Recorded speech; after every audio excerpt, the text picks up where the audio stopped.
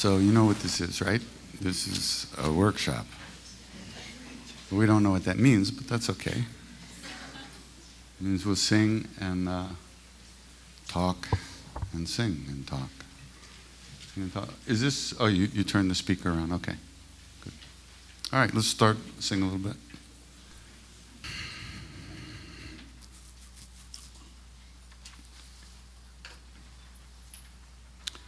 Chanting is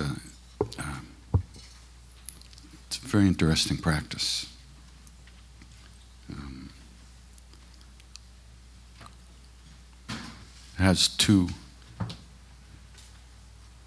It has instant benefits, but it also has long-term benefits. Because while we're here singing, you might be enjoying it, which is allowed. But at the same time, we're also planting seeds. Because every action we do in life plants a seed of some kind or another. And those seeds grow. And then we have to live with whatever grows, which is not always a lot of fun. And sometimes it's a lot of fun, sometimes it's too much fun. So that's why the way I present this practice is this practice is taught many different ways by many different people all around the world. Some people teach it in a very Indian way, because it certainly comes from India, this version of practice. But the repetition of the name is in every religious tradition and every spiritual tradition. They may call it something else, but name is not just like Frank or Tom or something else. Name is a real bona fide mystery.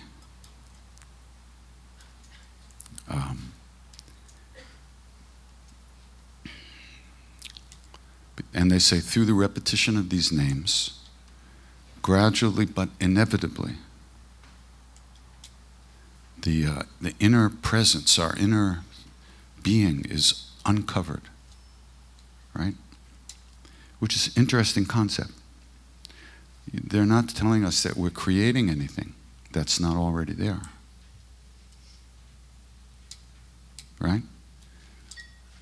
You're not creating a good person inside of you because you don't like the bad person inside of you. It's not like that.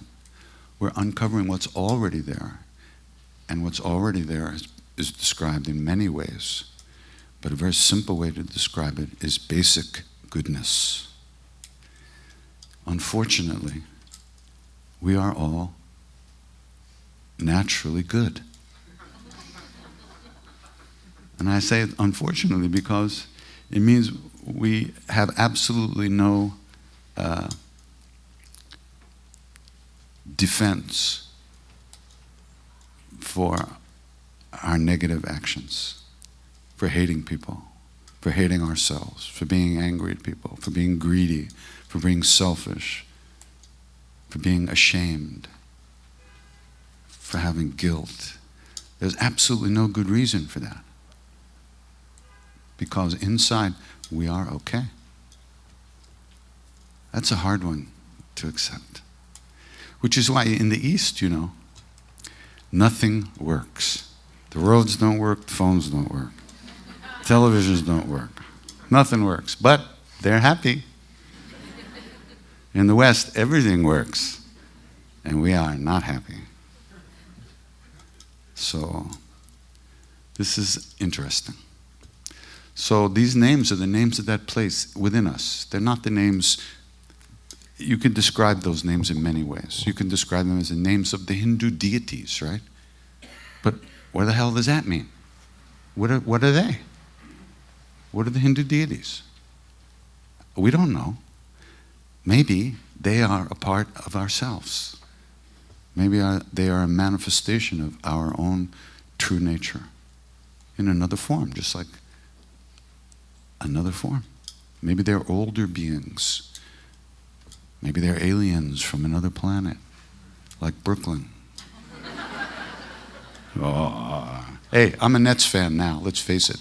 The Knicks are finished. So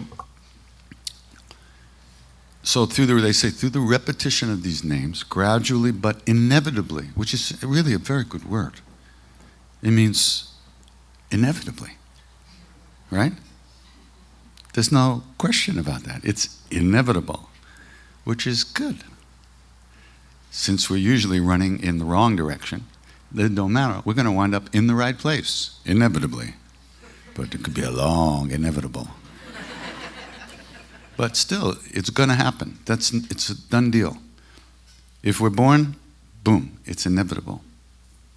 That's the way it works. That's the way it is. So, what do we do in the meantime, you know? After all, there's only 4,000 channels on television. It gets boring after 10 or 12 years of constant watching. So, through the repetition of these names, gradually but inevitably, this inner presence, our own presence, who we really are, is uncovered. Uncovered, right? Little by little, because if it happens too fast, they put you away. Which, it might not bother you at that state. You might think, wow, this is a great place to practice. I don't have to do anything. There was a great, great saint in India in the late 1800s named Tajuddin Maharaj, and he was a very close with Shirdi Sai Baba. He used to wander around naked all the time. He didn't know what he was doing, and he used to wander around this is in times of the English, on the tennis courts in the country clubs of the English, you know, and all those English ladies, oh, so they threw him in a mental hospital, right? And every Saturday or Tuesday or Thursday, whatever the day is that's holy for the Muslims in India, thousands of people would come to the mental hospital to see this guy. Finally, they had to let him go, you know. He didn't know where he was. He didn't care he was in a mental hospital, no problem. It wasn't like there was anything else he would begin doing anywhere else. He was just God there, he was God there, he was God everywhere. It made no difference. So that's a nice place to be in, no matter, even if you are in a mental hospital. But of course, not everybody in mental hospital is in good shape, but he was. So gradually but inevitably, this inner presence, our own true nature, which is basically inherently good, is uncovered. We're uncovering that. This is a very important thing to remember, because we're not trying to make something happen. That doesn't last. You get a little hit, and this is great, and then you lose it and you get depressed. Then it's up and down all the time. That's life, up and down all the time. But in there, it's always what it is. And that's what we're getting in touch with, little by little. And the more we turn towards that, the more we move towards that, the more relaxed our lives get, the more easy it is to deal with difficult situations, unhappy experiences, and the hard stuff that happens. But it's only through doing a practice that that's going to manifest. Period. Sorry. But that's the way it is.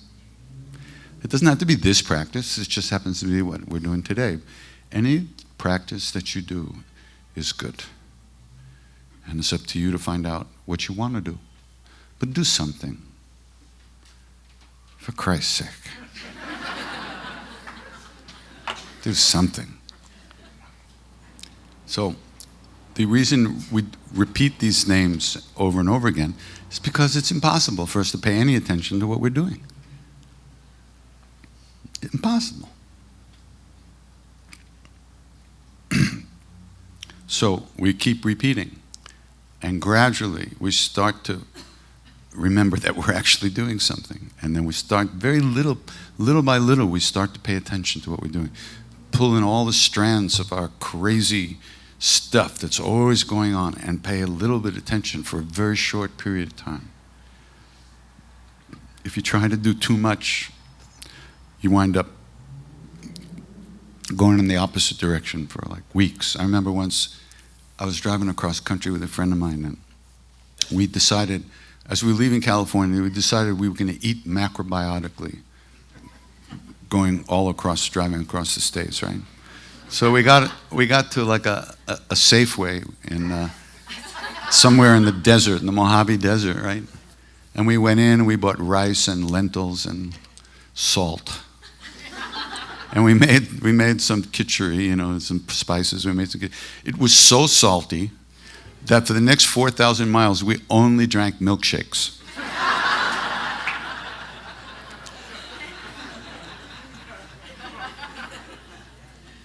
So that's what I mean. If you sit down with too much will, I'm going to do this, I'm going to sit like, I'm going to... You're just kidding yourself. Do a little bit every day.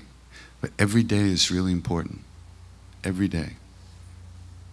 Or at least 364 out of 365. Take a day off, okay? All right, today's the day off. And tomorrow too. So a little bit where you really pay attention, where you're not doing anything else. You actually turn your phone off for 5 minutes. What could happen? Really, unless you're a doctor on call at the emergency ward, what could happen in 5 minutes? Right? Whatever it is. You'll be sitting there wondering about it for 5 minutes. Just notice the wondering, and you'll be doing fine. So, Maharaji, my guru, he never, he was very, he didn't tell us what to do. He didn't give us practices to do. He didn't say, sit down, watch your breath. He didn't say, do 10 million mantras. He didn't say, do this, do that. He led us into the room where love lives, and we tasted what love really feels like, what it could be, unconditional love, what that is. And then we ourselves booted ourselves out of the room, and then we had to find a way back in. And so many of the people who were with him found different ways to live, doing different things in life. But all those people are very dedicated to living in that loving presence, which is a quality of our own true being. Loving presence. Everything we're looking for outside is really already in there. And we know what it is, but we don't know where to look. Or how to look. How to look is really the question. And you start by paying attention, by slowly pulling yourself back from all the crazy shit that goes on in our heads 24/7. Just for a few minutes a day. It'll make a tremendous difference. And then you go live your life and be stupid. It doesn't matter. Then just a few minutes a day. After a while, you get used. You start to like that feeling of releasing and just being there. You start to look forward to that. And you begin to notice the stuff in your life that doesn't contribute to that. And then you start making choices based on that understanding that, this is just going to create more bullshit. And so you do something else. You don't even realize it, but your whole life is starting to change around your desire to live in a more relaxed, open way. It just happens naturally. You can't plan it. It just happens. Because this is what we really want. If we really knew that we could have what we want, how different we would live. How differently the quality of our lives would unfold. Right? But we don't really believe. We don't really think anything. We do yoga, meditation, all this crap, but you don't think it's going to work. Come on, tell the truth. Oh yeah, I'm going to get calmed down. Okay, I'll get the best button on the east side. Okay, the upper east side. Okay, the 10 blocks over there, I'll have the best button. But we don't really think we're going to get happy. That would be sinful. That we really believe that. It's scary. Scary to be happy. You think, okay, now what? I'm happy. How bad is the crash going to be? Well, this is the mind. This is what our thoughts do to us. So by repeating these names, by doing a practice, first of all, while we're doing the practice, we're not robbing banks, we're not beating people up, except ourselves probably. There's a lot of things we aren't doing while we're doing a practice. And while we are doing the practice, we're planting these seeds of the repetition of the name, and the name is a direct reflection of that place within us. These names come from within. That's what they say. They come from within. They've been revealed to us here in this world by people who have experienced what they really are. And they tell us, here, do this, it'll bring you there. So there's people who have done this, and they've achieved what we would like to achieve. And you can meet these people. They exist, you know. The Dalai Lama was just here last week. Just to be in the room with them is an extraordinary experience. You can't, it's a blessing to meet people like that, because we don't see this every day, you know. And when we meet people like that, we go, wow, you know. And they say, if I can do it, you can do it. They never claim to be special. That's the thing. The real ones never claim to be special. He calls himself a simple monk. Right. I mean, I understand what he's saying, but he's also who he is. And it ain't so simple. Or it's completely simple. Simple monk, you know. So,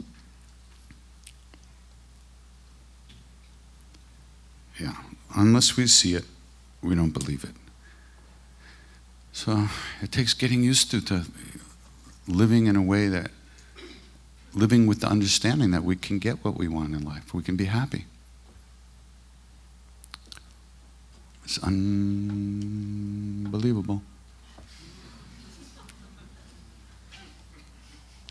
All right, so any questions or anything like that?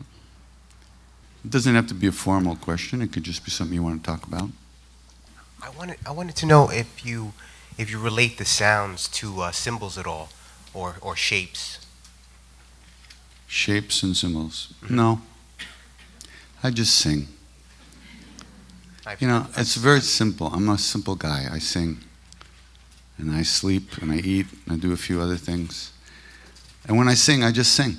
I don't think about anything. I don't visualize anything. I don't think about sound, yoga of sound, which is a very deep practice.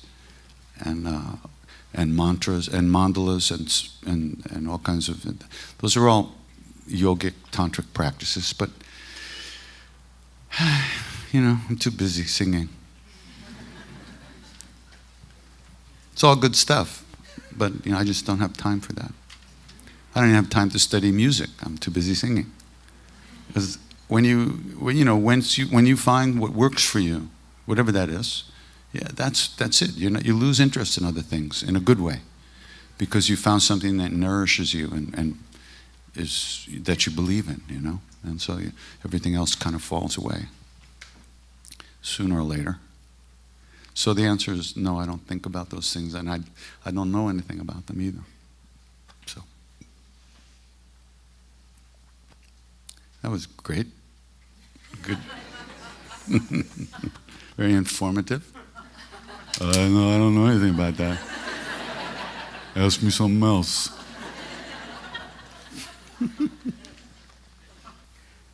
You said somewhere that the chant remembers you. Could you use the mic. You said somewhere that the chant remembers you. So, yeah. Which I thought was nice, but what did you mean by that? When I remember, I'll tell you.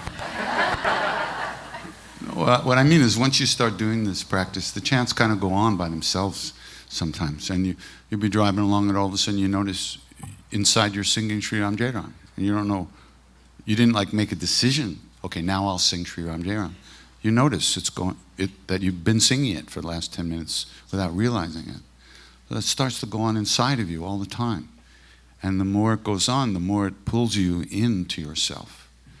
But this is a very subtle practice. It's not, you know, the part of when we all get together and sing and jump up and down and look stupid, that's all fine. But what's going on is very deep. very deep and very subtle, and the changes that happen are they're kind of off the radar. You don't get a chance to kind of like, oh wow, yeah, look what's happening, because you don't want to be that person. Right? So it keeps on going. So that's what I mean when the chant starts remembering you. You'll be doing stuff and then you see, oh, it's going on. Like I'll wake up in the morning and the chant's going on and I'll be laying there for X amount of time before I even realize that's what's happening. It's like that. And that's all good. It's all good. And that's a benefit. That's one of the things that starts to happen. Because if that's going on, by the way, then there's a lot of things that can't be going on. Like obsessive, crazy thinking and all kinds of stuff that take us to all kinds of places, right? And we don't want to go to those places because they're painful. So as this practice gets deeper, we just don't go to a lot of those places where we used to live, or we used to love to go, because they turn out to be painful. So we wind up spending less time in negative states of mind. But you don't necessarily notice that. That's the cool part about it. If you noticed it, then you just do a big ego trip on it. Wow, I'm spending less time in negative states of mind. I must be very high. Bullshit, So that's why chanting is so cool, because you don't think you're meditating. You don't sit there like, I'm meditating. No, you're just singing, But it is meditation. It is spiritual practice. So, any more about that? You won't? For you, do Hindu chants awaken different than Buddhist ones or Sufi? There's just me in here. It's only me. Nobody else. And they all awaken the same me. They don't awaken somebody else. They all work inside of me the same way.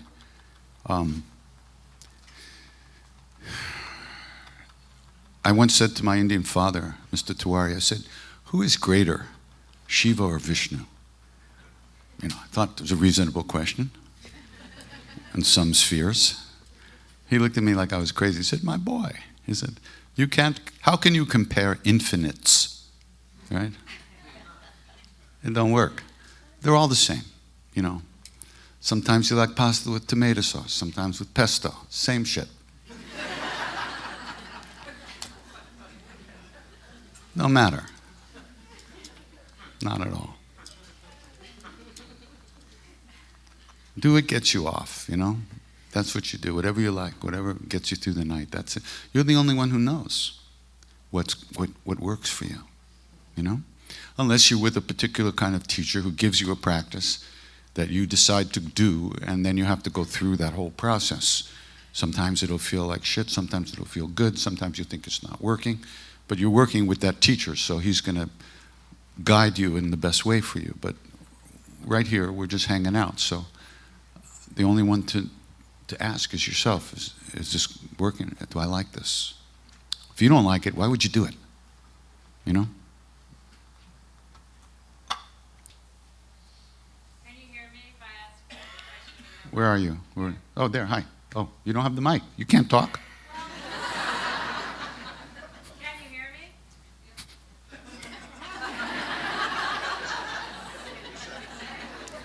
me? Give her the mic, she's pushy.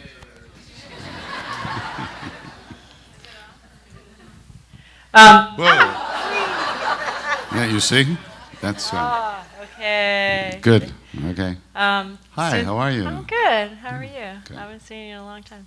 Since you've been traveling around, all this since I haven't seen you since the old days and all, and now you're off all over the world, I just wondered if you'd had any really interesting stories or story to share about bringing this into other culture, or being in some exotic faraway place. I kind of like those stories where the epiphany of cultures mixing and Everywhere I go, it's the same people. It's exactly the same. That's the amazing part, I mean, Kiev. right? Talking to a group of Ukrainian people. And it's the same stuff, same questions, the same stuff, everything. You know, it's just so weird. And it's such a great experience to just go everywhere and just find everybody wants the same thing. Everybody has the same problems. You know? It's just amazing. Really amazing. Everybody has their own version of stuff to deal with, you know. I sang in Sarajevo, right? And in the building I sang in, there was a plexiglass hole in the wall, right? A huge hole from a shell, you know. Sarajevo was under siege for like 10 years.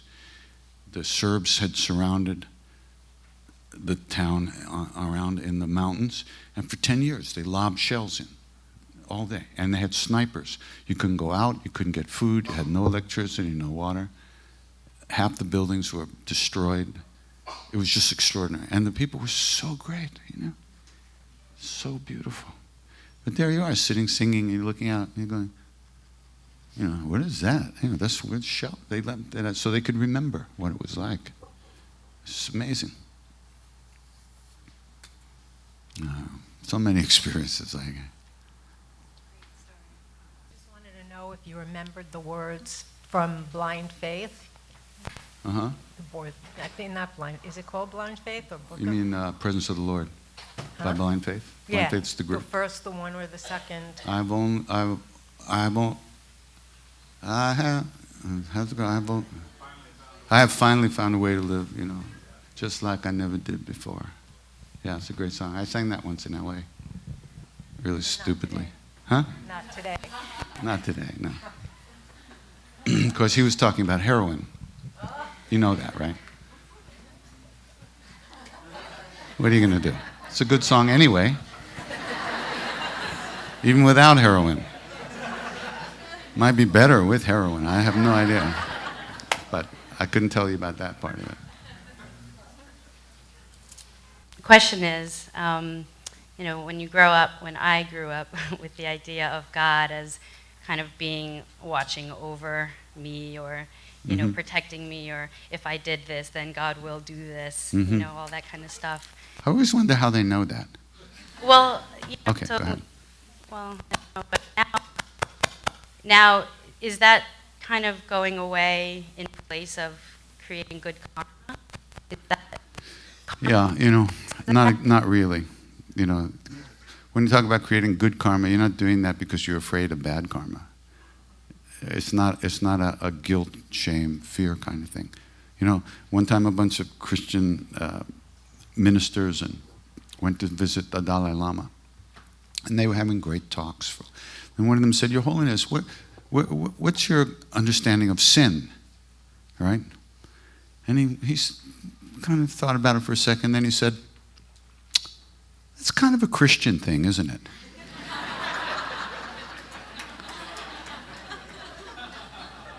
Whoa.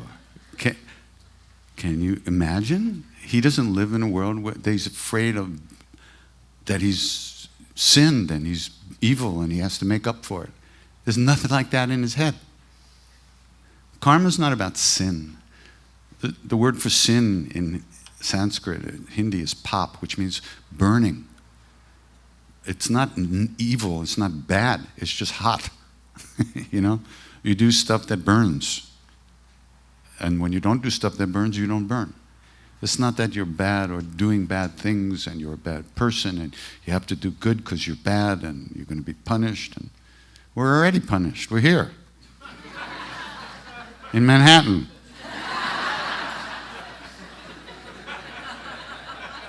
You saw Escape from New York, didn't you? We're in here. We're here. So yeah, this is what religions have come to, in many ways, what they're doing. It's about controlling people. Why? Because they want money. Why? Because they want power. Why? Because they get off on that shit. And it's a shame, but that's what it's come to. Not that there's not a lot of good stuff also, and good people as religious figures and stuff like that, but for the most part, you find that it's a very controlling atmosphere. This new pope is fantastic. He's cleaning a lot of stuff out. Seems very cool. But the whole thing is built on shame and fear and guilt, you know? And if you go to the East, it's not like that, you know? It's not like that at all. It's so-called Eastern religion. The first book I ever read about this stuff was some book about Buddhism, and Buddha said, you know, it was up to us to work out our own enlightenment. And I thought, fantastic. Not that I thought I could, but at least it wasn't up to somebody else, right? That I'm already fucked before I start. Right? This is the Kali Yuga. This is what they call the Dark Ages. Because and one of the qualities of this time is that the real light is hidden so deeply. It's so covered. And the other things masquerade as the light, like that stuff, you know. First of all, I have no problem with Jesus. I love Jesus. Praise the Lord, I love Jesus. I do not love Christianity. And neither did Jesus. He had nothing to do with that shit. If I'm not mistaken, he was already dead 100 years before anybody started doing anything. So, how did this happen? People with ideas, with desires, created all that nonsense. He didn't start a religion. He was trying to clean up the old shit that was hanging around. So those feelings are it's good to see them, and it's good to see how much of a hold they have on us, and how much of our lives are propelled by our sense of shame and guilt and fear and belief that we're no good, right? It's really... So when you sit down and watch your breath or do some chanting, there's just you there. There's nobody else. Just you. You see. Then you begin to see all the things you unconsciously believe about yourself. That's when you have a chance to start letting go of that stuff. It's not easy because it's deep. Because it's not just us, it's our parents, their parents, their parents. Everybody we've ever known believes the same stuff. Not so many people have come through that say, hey, it's okay in there. Don't worry so much. What's the matter? Right? Not so many people. They always say, oh, be careful. And we just unconsciously accept all that. And none of it's true. Not one thing about it is true. Nothing. You're not evil. You're not bad. You don't need to be saved. But only Jesus can save you. Because he's the whole universe. He's Krishna. He's Ram. He's everybody. They're all the same. Only that light, your own inner light, can save you. Because that's clear and clean and completely free of all that nonsense that comes from the outside.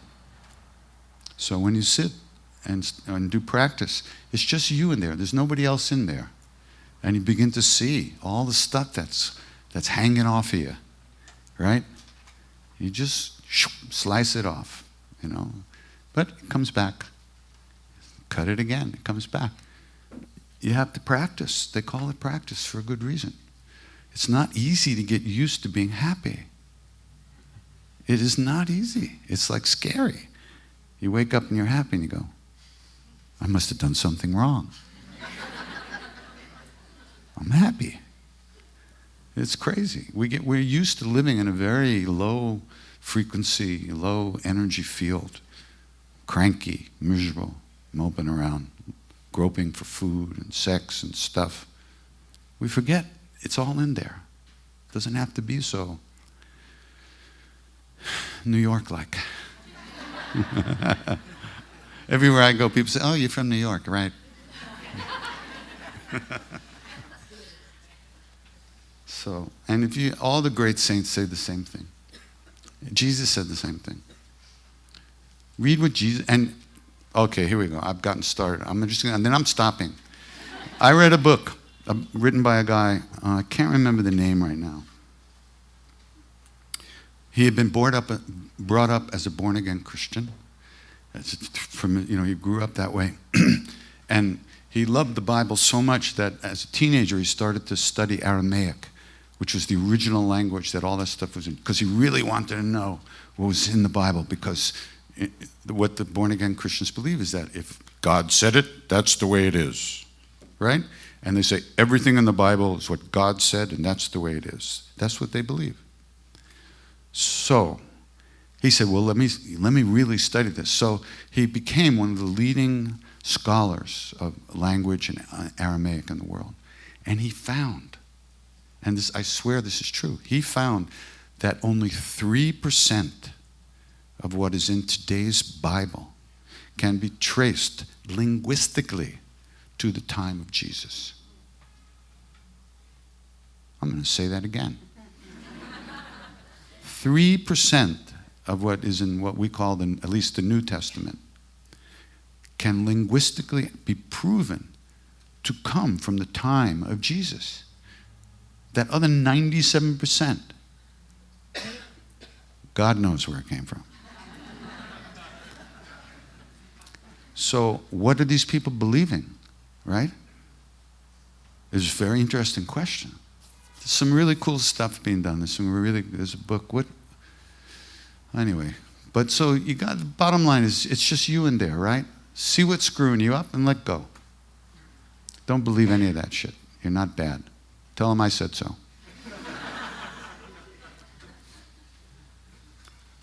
Don't tell them where I live, please.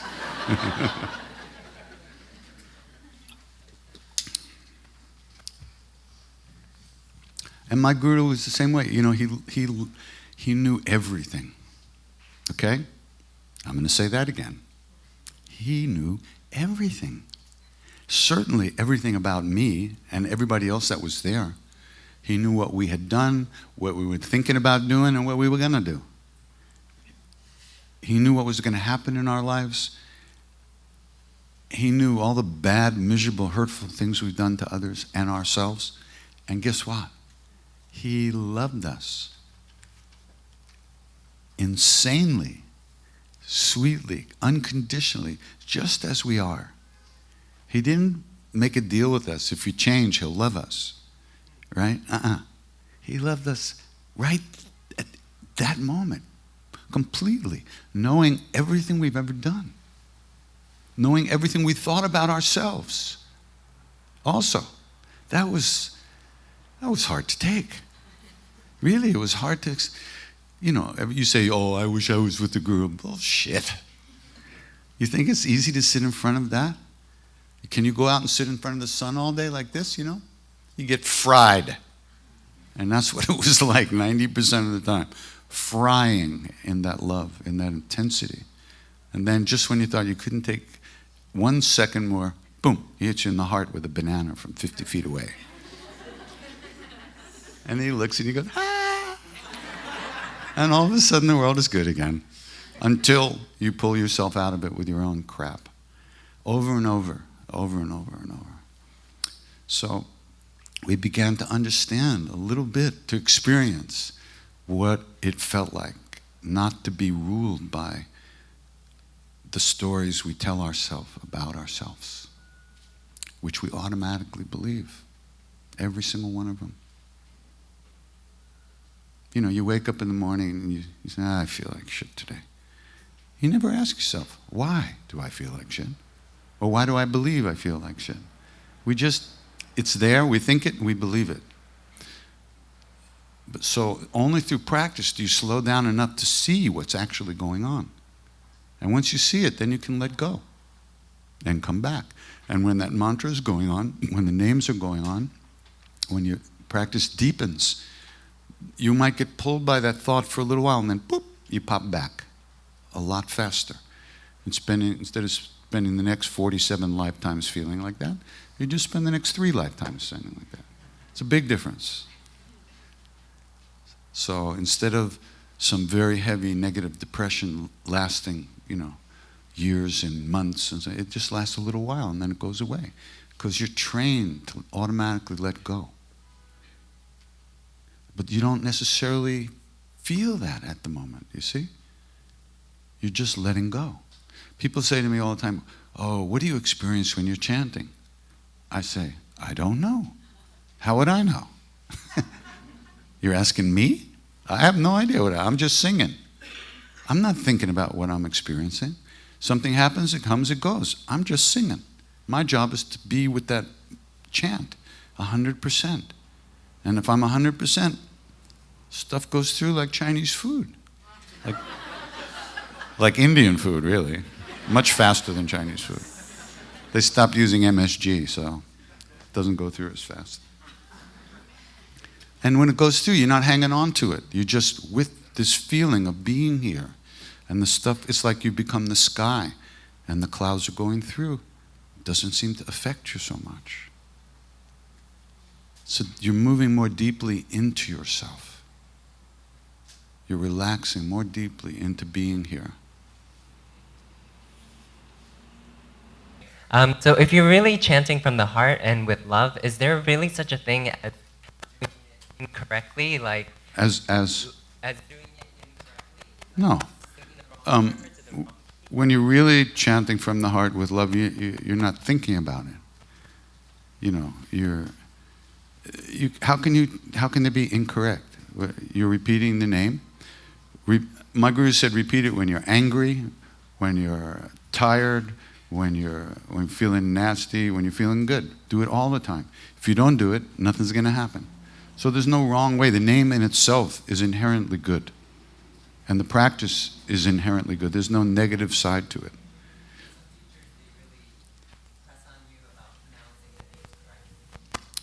Good. Go see them.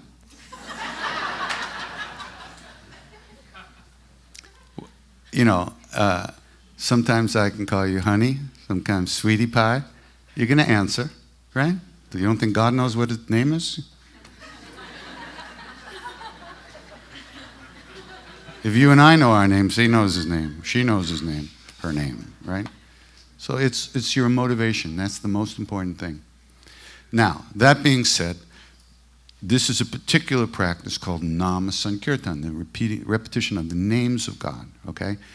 These are not, there's other kinds of mantras you can say which need to be pronounced correctly because they're Sanskrit mantras and they're for certain things. There's mantras to find buried treasure. There's mantras to rob banks. There's mantras to become powerful. There's mantras to grow your hair back, which is, I've never found that mantra, but I know it's out there somewhere. There's mantras to attract things to yourself. All mantras can be used for everything, anything. Those mantras need to be done correctly. And those mantras need to be given to you by somebody who transmits it to you. This is not the case in what we're doing. What we're doing is we are turning ourselves towards our own inner being, the love that lives within us already, period. It's the simplest practice in the world.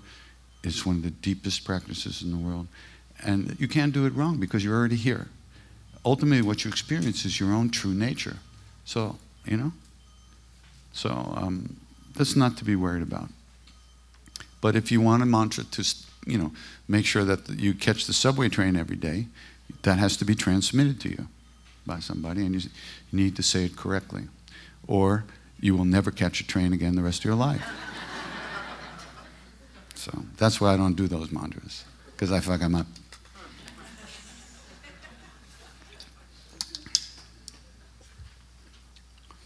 But if you're working with a teacher, you should do what that teacher says, right? You know, because out of respect for the practice and for the relationship you have with that person. If they say do it this way, do it that way.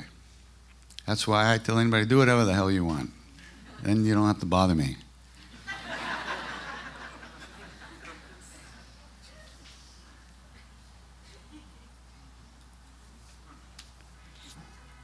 And you find your own way. That's the thing. That's the beautiful thing about it. You know, really, Maharaji never, you think Maharaji said, go forth and spread the name of God to the masses. No, he never said anything like that. Which is why I had to figure this out for myself, you know. I had to realize what worked for me and what didn't work for me, and I had to go and I had to do it because it worked for me, because I wanted to do it, because I needed to do it. You know, if somebody tells you what to do, that's okay, but if you're doing it, it's because you want to do it. But if somebody tells you what to do, there's a good chance that you're going to also be wondering, wow, is this really good for me? But when you really, but you need to try stuff and see what, and then you'll get a feeling of what works for you. But it's not in those kind of details. It's more of where you're coming from and what you want. Hi. Hi. Okay, I've been. Okay. Okay, I went to a workshop with Reverend Jagannath Carrera at Integral Yoga. With who? Jagannath Carrera, Reverend Carrera. Uh-huh. And he was talking about spiritual commercialism, where we seem to feel that we need to buy this or buy that in order to feel spiritual. And I'm having a little trouble with the fact that I think he's right. We are becoming a society. How much did he charge? To tell you that. Well, I do work exchange there, so I didn't pay. Oh. Smart, aren't you? No, I know, but I feel like we're all being drawn into that. Uh-huh. And I don't know, it's just, I'm wondering what you think about that, something like that. I think I'm going to start selling Krishna Das necklaces and bracelets and T-shirts and everything. I don't know. I bought when I went to India, I bought lungis and Indian clothes because I wanted to feel holy. That's about as far as I went with that because it didn't change me very much. You know, it's just normal American Western stuff. Part of that. What's that? Another part of that. Yeah. I was surprised that you were selling T-shirts. Who, me? Yeah. Oh, me too. Okay. On your Hey, a girl's Kickstarter. got to live, right?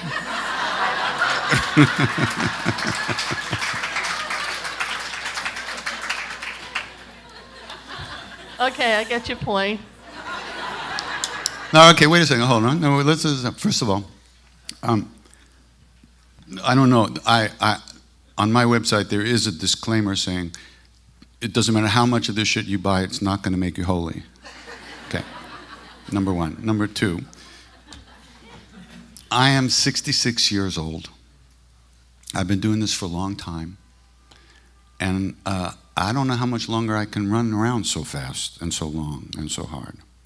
So we're trying to find ways that I can get more downtime so I can stay healthy to keep doing this. So that's why we did the Kickstarter campaign for the CD and didn't take money from a record company because it's a negative situation monetarily to do that. We're just trying to find ways that I can keep doing this for a longer period of time, you know. So we offer different things in order to help me pay my bills so I don't have to stay out on the road all the time to do that. That's the bottom line as far as this is concerned. As far as the other stuff, you know, if you're silly enough to think buying something like that is going to make you holy, then buy a lot of it. You know, buy stock in the company. Do whatever you can, you know, if that's, you know, and then you'll realize, wait, it doesn't work. And then you'll learn a lesson, you know. I don't think it's, I just think it's normal humanness, you know. And you got to find a way to live in the world in a good way, you know, and accomplish what you need to accomplish and take care of the people that you need to take care of. And in India, they support wandering monks and sadhus. They give them food. There's ashrams that feed people. There's beggars everywhere. A lot of people are fed. In America, you got to work. You got to have money. There's just no other way to do it. So we're trying to find a way, as far as I'm concerned, to do this in the most simplest, easiest way. But as far as the commercialism, you know, like Amma sells all that stuff in the back of when she talks. But you know, all that money goes to charity. So it's not really bad. And if people think buying a blessed bracelet is gonna, you know, get them entrance into the heaven worlds, well, maybe it will. I don't know. But you have to kind of look at each situation individually and see where does it come from, why is it being done, who does it benefit, and what's it really all about. I think every situation is different.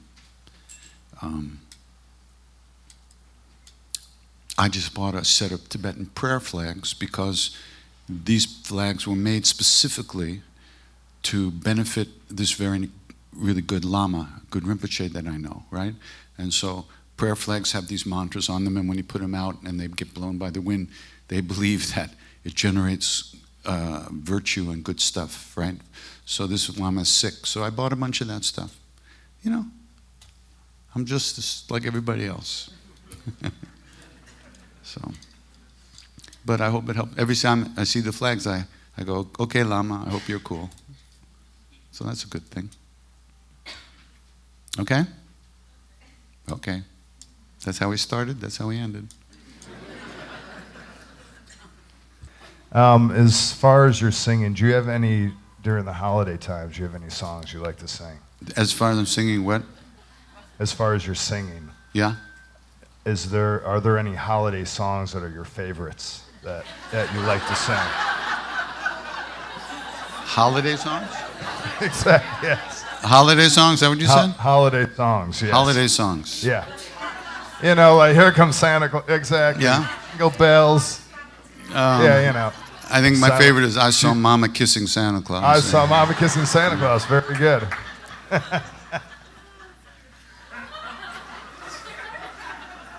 I don't know. This is your brother? You brought this guy? Is that what it is? It's all a holiday, you know, everywhere. Sometime on the planet it's a holiday. I cry every time I hear Silent Night, you know. Yeah. Hello. Hi.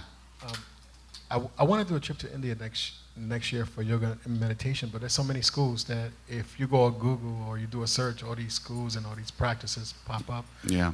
Do you have any recommendation in an area or an organization, or just go with the wind? No, you know, just go visit the teachers, go visit the places and try to meet them. I wouldn't take meditation lessons online, you know. There's a lot of great places, but you have to go, meet the group, meet the teacher, sit there a little while, see how it is, you know. It's fun. You go and check these places out. But don't join anything. The real places don't need you to join. You know, they're not out to make devotees or disciples, and they're not doing business other than what it costs to keep going. You know, they're not proselytizing. Anybody that proselytizes, speaking for myself, run the other way as fast as you can. Because, you know, it means they want something. Even if they claim to want your own best good, you know. Okay, thank you. I'll find my own best good myself. But that's the way I feel about it. But there's lots of great places to learn and that teach good stuff. And the only way to do is jump in, you know. Hi. I just wanted to know, when you perform or when you are here with us, a group of people that are When I'm here- performing, I wear my snakeskin suit. Just saying, Which when you can see I haven't been wearing much lately. But go ahead. to participate with you, and we're connected to you because we come here, you know, to be part of what Mhm. you're doing. Was there any difference for you between being in a group like this or being in the Grammys? Or did you feel any disconnect? Was it just totally different? Just wanted to know if there was a difference. The Grammys. Until I started singing, there was a difference. Once I'm singing, I don't know where the fuck I am. Right? It doesn't matter. But up to that point, we had to fit in. We had to do that song. It had to be 5 minutes. Not 4 minutes and 59 seconds. Not 5 minutes and 1 second. 5 minutes, right? So we had to plan how fast we were going to do it, how many times we were going to repeat each section, which obviously I never think about. And we had to make it fit in 5 minutes. And then we sent the charts for the song to the band, the Grammy band, which was supposed to play with us. But they didn't look at the charts. They only looked at the first part of it. So when the song changed for the second half, they were still playing the first half. However, I actually didn't notice that. They told me that later. But no, it was, the whole idea, this is a practice. See, that's no matter what's going on. When you do your practice, everything becomes something to let go of. At least in that moment. Everything. Everything. That's why it's so cool. Because ultimately, everything that's not you is going to be let go of, and you're going to be there 100%. That's why it works. Anything you're thinking, anything you're experiencing, any bright ideas, any terrific insights, God herself could come and sit right on your head. If I'm singing, I let go. So the whole process of getting there was a pain in the ass. The whole process of leaving was a pain in the ass, but singing was just singing. So that's my guru's blessing to me, that can be like that. Okay, I want to sing some more, but we'll keep talking. We'll sing. A couple of more questions, then we'll sing. Where are you? I'm right here. Hi. It kind of feels like humanity in general is on the precipice of energetic shift. Uh-huh. What From some first people- gear to second gear, or from fourth gear to first gear? When they talk about the age of Aquarius, more female politicians coming into power, a different kind of energy coming in and leading the planet. Mm-hmm. You see that with the possible President Hillary Clinton, Angela Merkel, a new Federal Reserve chairman that's going to be a woman. How do you feel? The woman's got the purse strings, all right. You said, That's the way it should be. you've been around a while and you've seen, What are you trying to say? you've seen a lot of changes politically and whatnot. And I haven't seen fuck all. I read the sports pages and I sing. That's all I do. I'm sorry. I don't know anything about that. Anyway, is there going to be a change for the better? Yeah. As Groucho Marx said, when he was interviewed by a newspaper guy, he had just married. He was about 95 and he married this 40-year-old woman. And the interviewer said, Mr. Marx, is it possible that a 95-year-old man could be happy with a 40-year-old woman? And Groucho said, I certainly hope so. I hope things are getting better. I don't know. But, do your part. Everybody should do their part. This is my part. I don't know anything about politics. I don't know anything about most things. This I know a little bit about, and that's what I do. You sing, get to be the best you can be, and then everything you do will be as good as it can be, and it'll affect everybody in all directions for the best, right? And it doesn't matter what you do. It matters how you do what you do. I have a friend of mine who's running for office in New Jersey, and she's going out of her mind because it's such nasty, miserable, dirty business. And she's a yogini. She's a good person. She doesn't want to do all that stuff, but she has to, in order to try to get elected to help people. She has to resort to some of the things that she never thought she would be doing. So, people think the president is the most powerful person in the world, but by the time you get to be president, you made so many deals. You can't pick up your hand without having to pay off 400,000 people in 80 different directions. Politics sucks, and we're all suffering from how difficult it's become to do good in the world. Hi. Hi. So I was recently diagnosed with something called achalasia, which is when you eat or drink, it's very painful. Really? Yeah, it's excruciating. About 1 in 100,000 people get it. And it's also accompanied with really acute, painful, heart attack-like symptoms. So I've been doing like spiritual practice for a while, but I'm going through a process now where I'm like kind of pissed. Mm-hmm. Do you have any ideas? Like, I'm sure you've spoken to a lot of people who go through chronic pain and all that stuff. Like, so how do I move through this part of the human experience? You know, like, and I've heard Ram Dass talk about like grist for the mill, but like practically, what does that mean for somebody like me? Well, what are your options? Right? You're here. This is the way it is. How are you going to deal with it?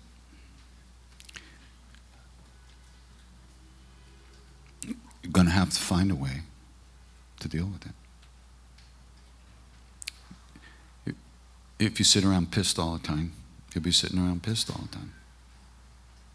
You'll get over that. There's practices to work with that kind of experience. I'm not an expert on that at all. But you can work with that. There are people who do work with chronic pain. There's all kinds of practices, awareness practices, meditation practices to do. And also to deal with all the emotional stuff that comes up surrounding it. It's dealable with. That much I can tell you. The details, go and find people who do that. They're out there. And if you want, I can ask around. You email me or something. I'll ask some of my friends and see who they know and what they say. But, you know, when my guru made me the priest of the Durga temple, right there in the courtyard, I had to give out this, what they call Charanamrit, which means it means nectar from the feet. What it is the water that was used to worship the deity. So people would come and I would give them this, and I was taught to say this mantra. And the mantra, the meaning of the mantra was, take this water from the feet of God to protect you from sudden death. Because from their point of view, the worst thing that can happen to you is sudden death. Because you have no chance to prepare. You're just not in the body anymore. And what you have to go through in the bardo states are very difficult if you don't have preparation. So illness is grist for the mill in the sense that it gives us a chance to get real about things. We go through life like we're never going to fucking die. Come on, you know? Just another few more days of this, another year of this, maybe another one of these, another one of those, and then I'll get serious, and you know, and then boom, you're gone. So, you know, the good news is that anything you're experiencing, you can work with, because it is not you. If you can experience it, if you're aware of it, it isn't you. You aren't even you. You are pure awareness. So you can find a way into that place and then deal with whatever it is. And you can do that. It's doable. You just have to figure out what it is, and you'll find out. So start looking. Write to me. I'll try to find some stuff for you. But there's people who do this, because you're not alone. So many people have chronic pain, really chronic pain. And on one hand, it's a terrible thing. On another hand, it's not that bad, is it? You're not over there dodging bombs. You're not over there where you can't find food even if you want it. You know, all those other things. You got a lot going for you. You're here. And that's a big thing. So it all comes from that. It'll all come from and through that and through who you really are. And you'll deal with it. What else are you going to do? There's nothing else to do. So. Hi. Can you hear me? Okay. Yes, hi. It's bright in here, eh? No, I have a concussion. I'm lucky I'm here today because somebody crashed into me. So Okay. the glasses help Okay. with the light. But anyway. Anyway. I grew up with following the Jewish religion as yourself. And I'm just confused about a guru. You speak about your guru and how this person helped you, and should everybody have one? Should you look for one? I'm just not understanding it. And what does that have with being? Why did you preface that with that you're Jewish? No, because there isn't a guru. It's your 'Cause Jewish what? mother Uh-huh. telling you right from wrong, and or following. Guru is not your mother. No, it's not. Definitely not. So, what's your opinion on having a guru? Should everybody have one? Should you look for one? I'm confused about it. You know, guru, God, and self, they say over and over again, are one thing, are not different. This is an impossible statement for us to understand in our state of mind. Guru, God, whatever that could be, and self, whatever that is, are the same. So the guru is not outside of you. It's not somebody else. Neither is God outside of you, somebody else. God is self, your true nature, who you are, pure being, which is inside of all of us, which is all there is in there. Everything else is over that, a covering of thoughts and beliefs and emotions. But that's all covering on top of who we are. Guru, God, and self are one. So whether you meet a guru or your guru in a physical body or not, it's almost irrelevant. Like this guy, you got to live. There's no vacation from life. There's no days off from life.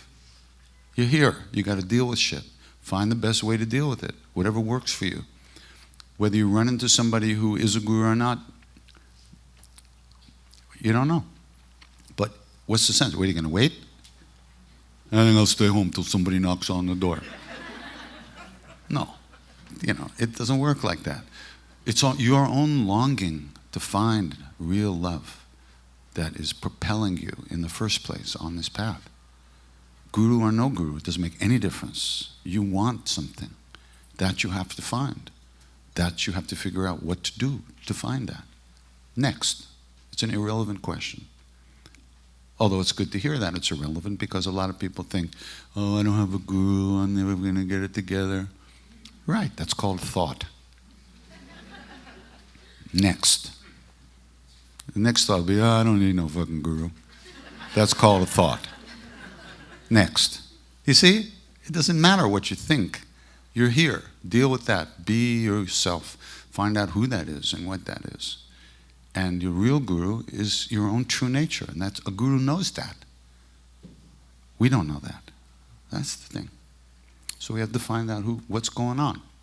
And once you turn more towards your inner being and try to learn these, do some practice and lots of things start to happen. You run into all kinds of stuff.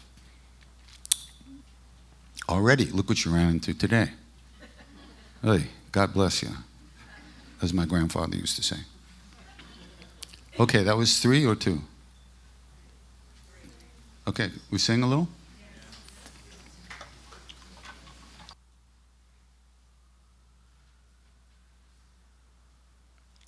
One time I asked a woman named Siddhima, who was one of Maharaji's greatest devotees. I said, Ma, should I meditate? I was feeling guilty. Guilty? Hi, guilty over there. I was feeling guilty. I thought, Ma, should I meditate? And she said, Krishnas, in the 40 years that I was with Maharaji, he never once asked me to meditate. He's supposed to be a spiritual dude, right? 40 years, he never asked her to meditate. And she said, Maharaji said that meditation, it was a natural state that would arise as you ripened into it.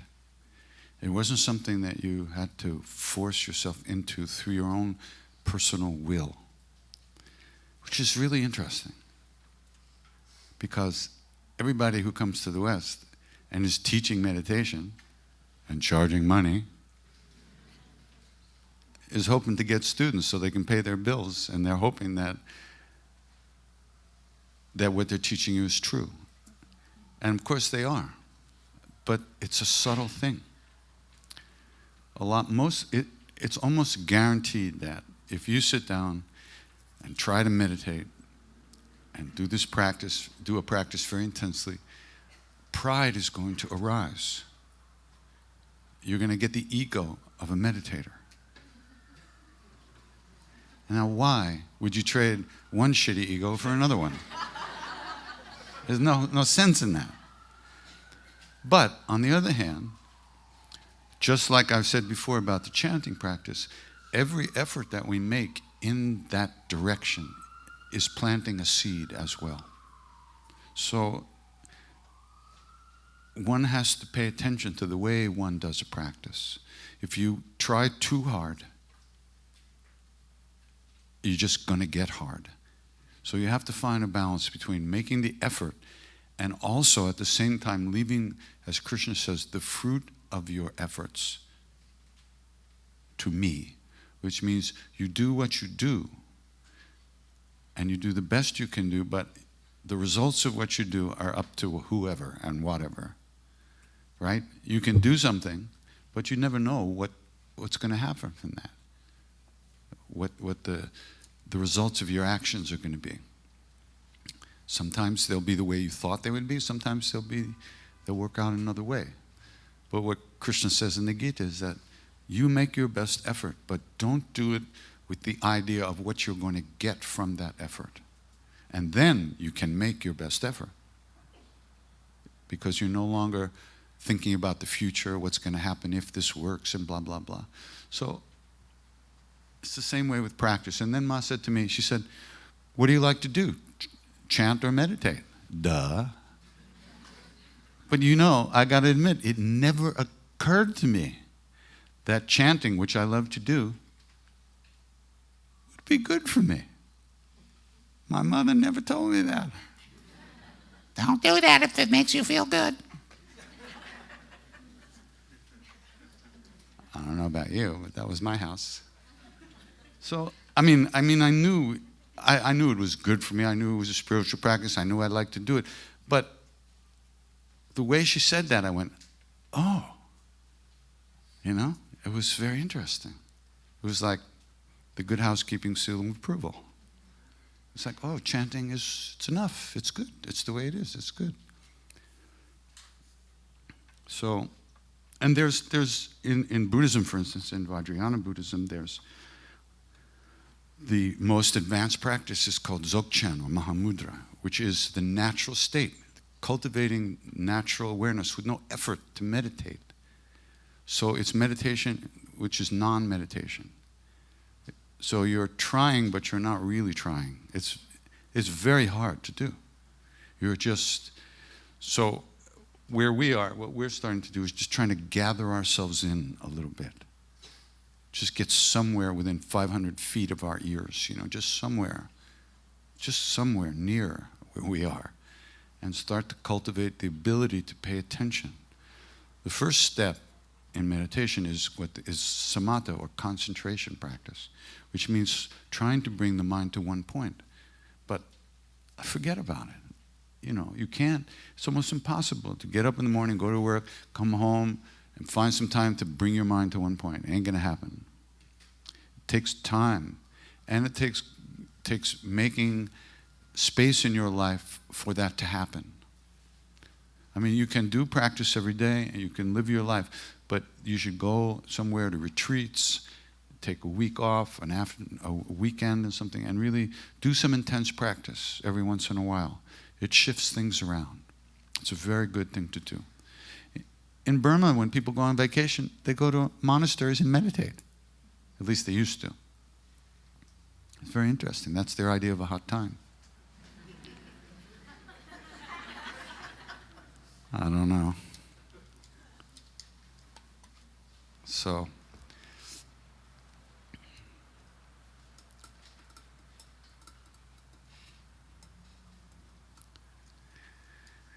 and Maharaji said over and over again, a million times, Ram Nam Karne Se Sab Pura Ho Jata. From repeating these names, what they call the names of God in India, everything is brought to fullness, to completion. This is a very deep statement. from this practice, we're ripening ourselves. We're ripening ourselves. And we find that our lives change very gradually around us without us even noticing. Some of the stuff that is difficult and not necessary for us kind of disappears, just leaves our life. And other stuff that's helpful to us shows up. And it's all from turning within. And whatever practice it is, whatever path, whatever religion, whatever trip, it all lands up in the same place. Right where you are. There's nowhere else you're ever going to be except right where you are. Right here. Today, tomorrow, next week, 10,000 lifetimes from now. When you ask yourself, where am I? Right here.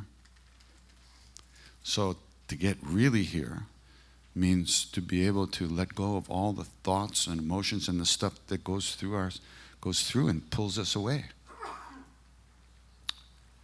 And it's simple. It ain't easy, but that's what it is. And everybody can do it. You can do it because you're already here. You just kind of, you know what a schmear is? Just like a piece of cream cheese put on a bagel and smeared. That's where our brains are, we're just a schmear. So we're just trying to gather it up, get it on the bagel right in the right place.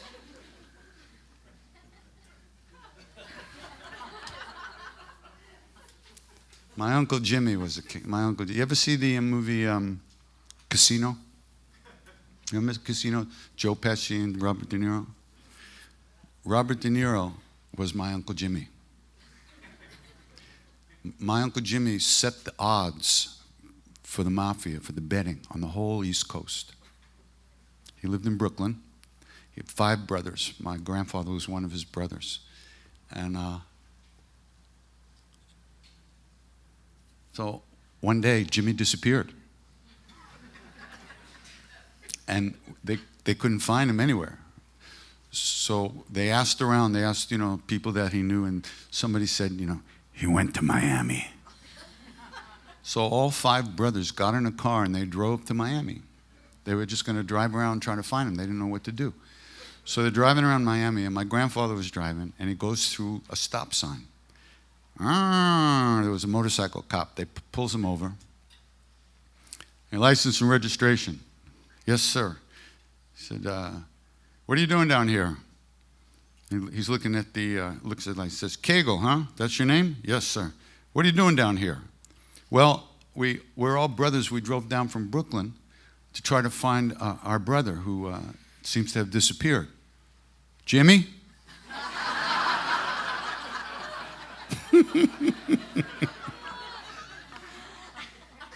He led my grandfather and his brothers through the streets of Miami, right to my Uncle Jimmy's house. He was down there a few weeks. He already had the cops on the payroll. This is my lineage.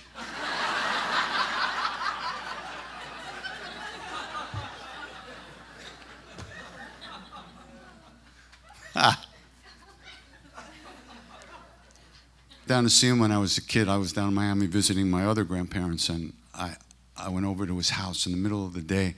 The shades were down, and he let me in. He kept looking around. He would look out, peek out the shades, everything. It's the last time I ever saw him. Oh, God, what a family.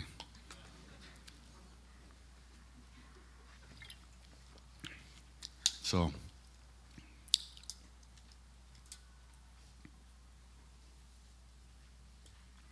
and Maharaji, there we were sitting with this guy, right? In this little temple in the Himalayas. He's sitting on a cot, a little like wood bench, and we're just sitting around him. Like this, all the time. We could not take our eyes off of him. You know how when when you fall in love? Anybody ever fall in love? You You know how it is, like when you first see that person, it's like the first 2 days or something like that. It's like, you know? This is what it was like 24/7 for everybody who was there. You couldn't, your eyes, and there's all these, the scriptures always talk about how, the devotional scripture talking about how when somebody would see Ram, their eyes wouldn't leave Ram. Their bodies would want to go away, but their eyes wouldn't leave because of the beauty and and it seemed like there was all the beauty in the whole universe was wrapped up in that little blanket. And your eyes just did not want to go anywhere else. You plugged in, because you couldn't believe what you were seeing, and yet you were seeing it. Oh, man. Then, in case you think that's just so great, which it was, think of how it felt when that body died. And then all that love just disappears. And there's nowhere you can find it anymore except in your own heart, which is the last place you ever want to look.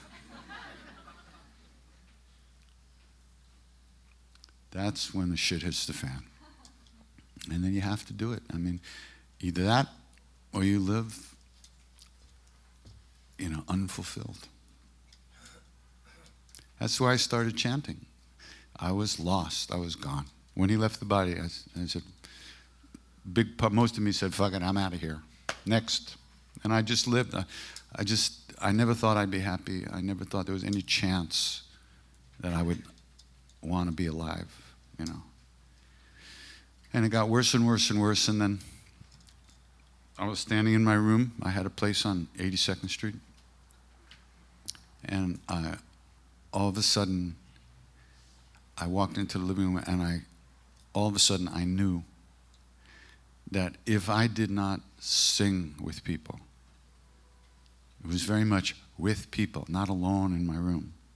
If I did not sing with people, that I would never be able to clean out all the dark shadows in my own heart.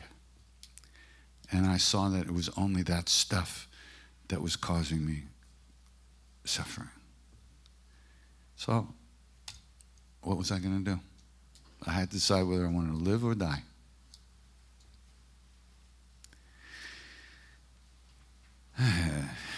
So, here we are. Really. This is what I have to do to save my own ass. This is what I do. If I don't do this, I sink. I have to sing. And I sing more at home now, more when I'm alone than I used to. But there's nothing like singing with a group of people. There's nothing like everybody getting together to try to enter into this very sacred, loving space together. That is very inspiring. So that's why I want to keep doing it. And that's why we're going to start selling everything we can.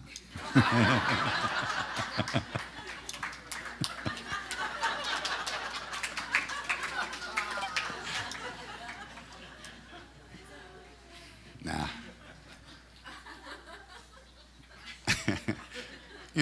I love it. People think because I'm semi-famous in a small little poodle, people think I'm rich, I love it when people think. And I have to tell them this story when I was in the jungle in the old days, in mid-80s. I was hanging out in the jungle with a very old yogi. At the time, he was 163 years old. Really, true. And now, he's still alive. So he must be, 180 something. And this guy once said to me, he said, he was very sweet. I mean, you can't believe how sweet these guys are. And we were just hanging around. He looks at me one day and said, oh, you remember when Lincoln was shot?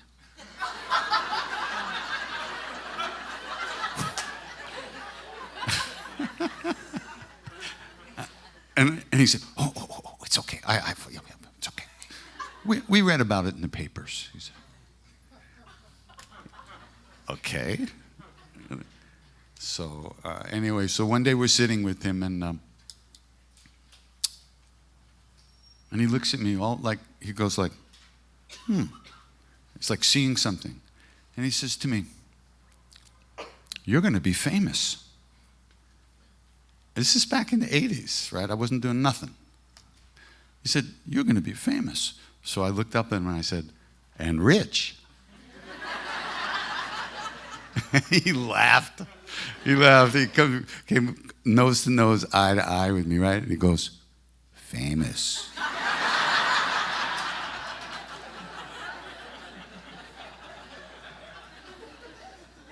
Too much.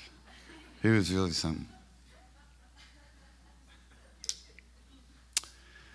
Oh, you know, hanging out with these kind of people, it's just, you can't believe.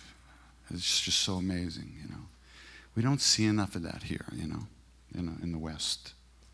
We don't see, I mean, I'm not saying there aren't people like that, but we don't trip over them every day. Like in India, boom, you know, oh, another one. It's like that. And some of these Rinpoches, some of these lamas are just so cool, you know. There was a wonderful lama that I really loved, and I took some teachings from him, and I decided I was going to sing for him one day. And he was a Dzogchen master, which is one of these meditation masters who probably hasn't had a thought for like 500 lifetimes, you know. One of those things. Unless he just wanted to go slumming or something like that. Anyway, so I decided I was going to sing to him. So I started to sing this prayer that I sing every day, and I've been singing for 3,000 years every day. And I sang one line, and my mind went completely blank. I mean, and I opened my eyes, and he looked at me and smiled, and he kind of laughed. He said, "Is that all?"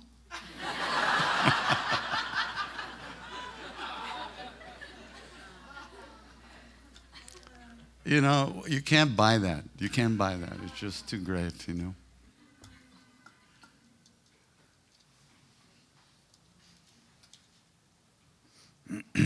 All right. So we kind of have to get out of here soon. Any more questions? Anybody want to say anything? Hi there. Hey. I want to first thank you for doing this new album. I can't wait to hear it. It's going to be great. Yeah, it's going to be a while till it comes out because we still have to finish it, but it's close to being finished.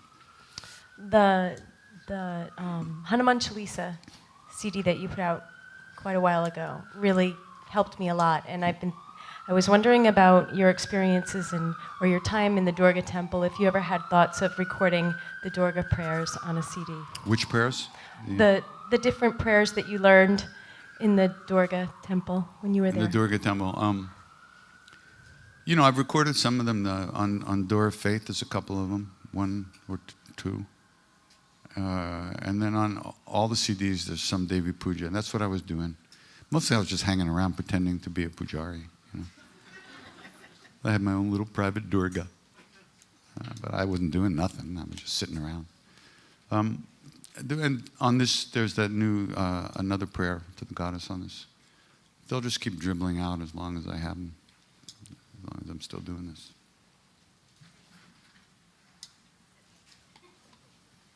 Hi. Hi. This might not come out perfectly clearly.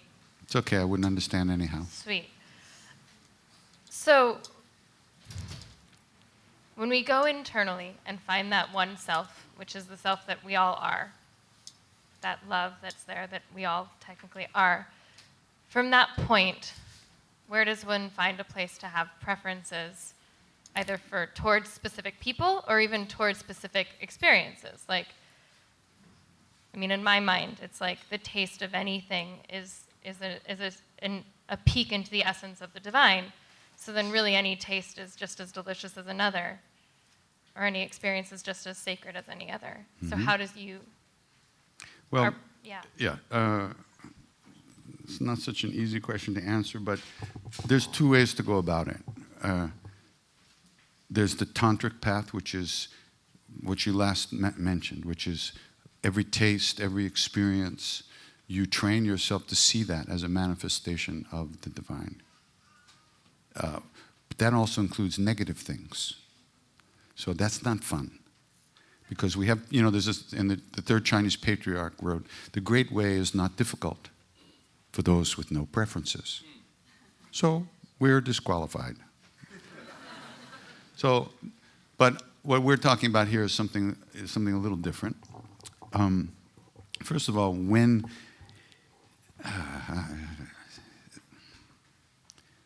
you don't become the one that we all are. Not you. The one that we all are is already within you as your true self. It isn't me. You could say it's closer to I. But I doesn't have any preferences. I is pure awareness. Once you reach that point of equanimity, everything that comes towards you and through you and by you, you treat the same. And yet, if you also honor your karmic situation. If you have a family, if you have people around you, that you take care of them. Just because you realize the oneness doesn't mean you can't stop at the red and go on the green. You don't lose anything by you gain the whole universe, but you also appreciate the rules of each particular world that you live in. It doesn't deny anything. It includes it all. But I think you should worry about that after you realize the self. Then come back, we'll talk some more. There's somebody over there. Okay, you're next. Thank you, Krishna Das.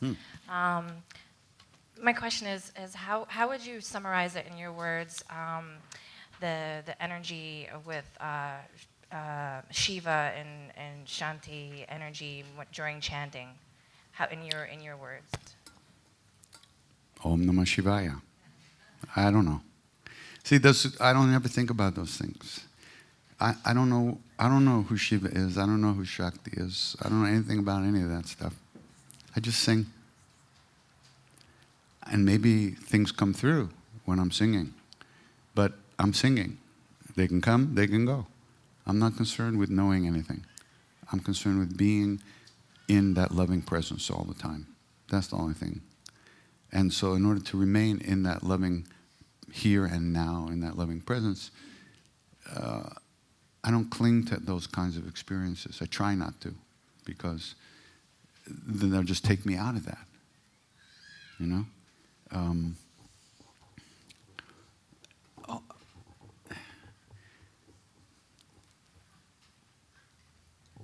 All these deities, all these beings, all these great beings, all these real, true, realized beings, whether they're Shiva, Shakti, Buddha, gurus, Jesus,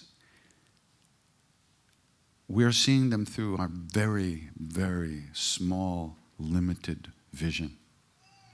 We don't know who they are. We don't know what their reality is. It's impossible. It's like asking a frog that's born and spent its whole life in a little pail to describe the whole sky. All it ever sees is just that little bit up there. So that kind of stuff, it's irrelevant as far as I'm concerned in terms of right now, how to get through the day. It's nice stuff to read. I enjoy those stories, and you should read the Shiva Purana, and you should read the Devi Mahatmyam. It's amazing stuff. It's great stories. The Devi Bhagavatam, all that stuff. So should I, for Christ's sake. I should read it. But I'm too busy singing, so what can I tell you? I wish I knew that stuff, because it's nice, but I don't know anything. Okay. I'd rather be Shiva than think about him, by the way.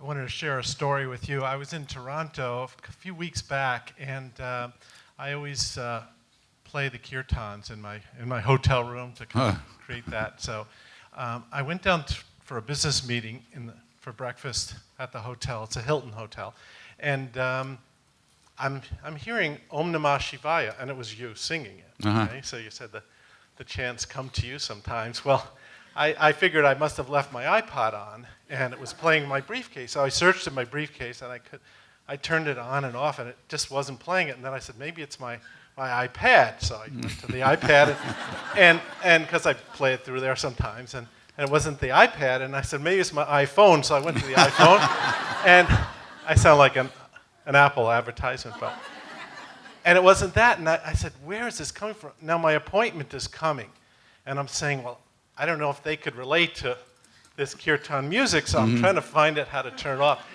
And I went over and I said, I got out of my seat and I went over to the ceiling speaker, and you were singing Om Namah Shivaya in the Hilton Hotel in Toronto through the Muzak. That's a true story. So interesting, the appointment that I had, and this is a pretty serious business meeting I had, I said, usually we meet for dinner the night before, and he said he was busy and didn't tell me why.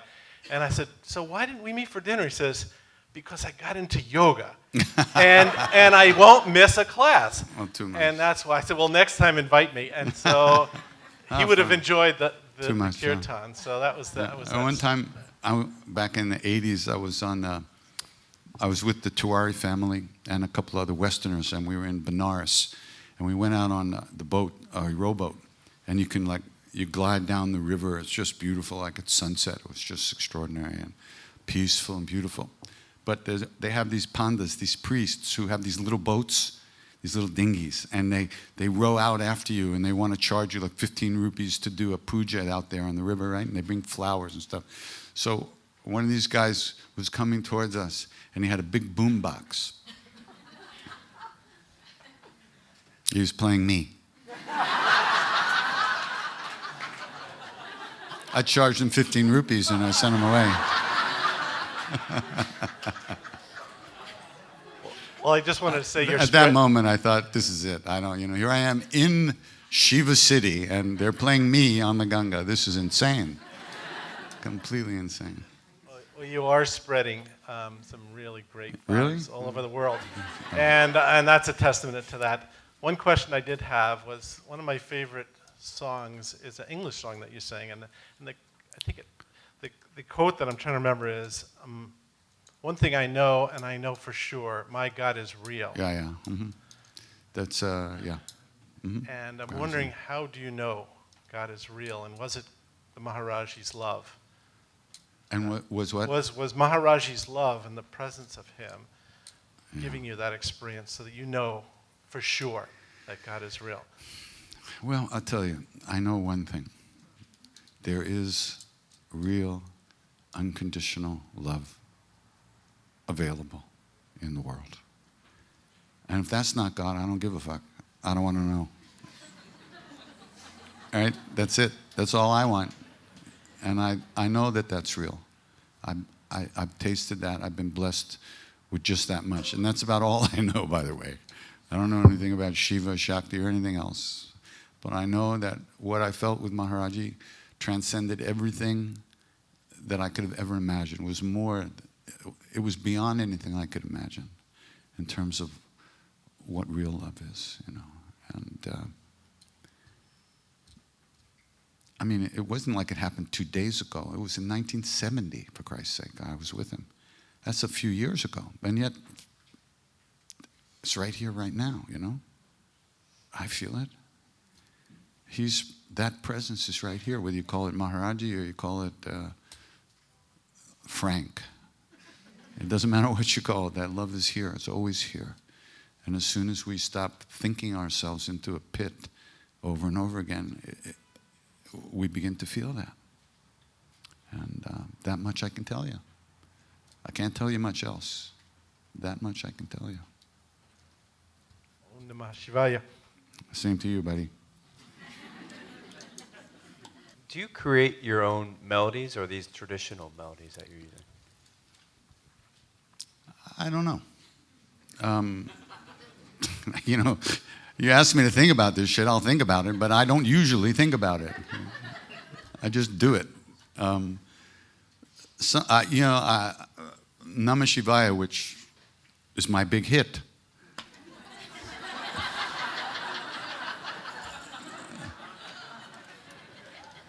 somebody told me like some years later that it reminded them of that song Because the Night. And so I listened to the song, exactly the same. What are you going to do? But I didn't do that on purpose. It just kind of happened.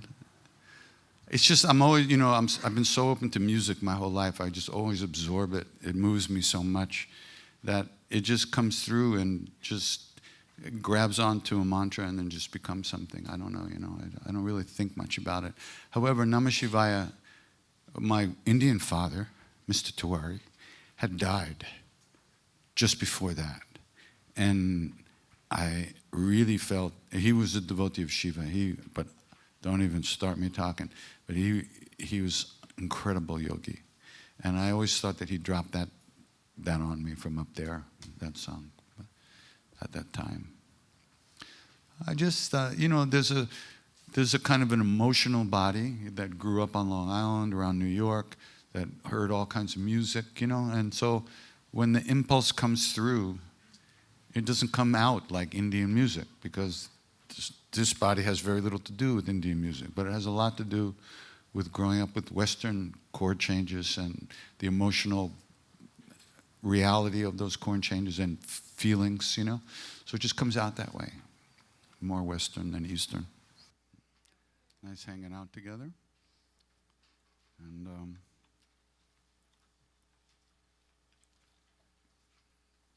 take it easy.